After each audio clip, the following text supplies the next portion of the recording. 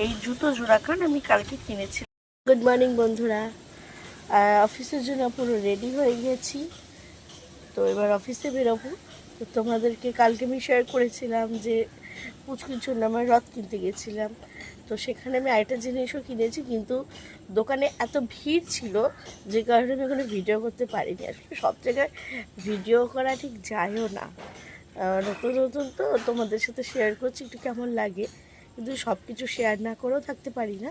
তাই আজকে সকাল সকাল শেয়ার করে দিলাম। দেখো আমি কালকে আরেকটা জিনিস কিনে নিয়ে এসেছি।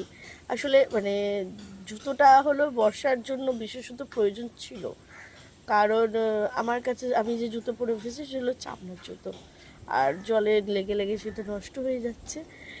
তো কালকে আমি একটা জুতো কিনে নিয়ে এসেছি, খুব কিউট। এখন তো নানান রকমের বেরিয়েছে জুতো, ক্রক্স হ্যানা ত্যানা, এটাও সিমিলারই সেই টাইপেরই একটা।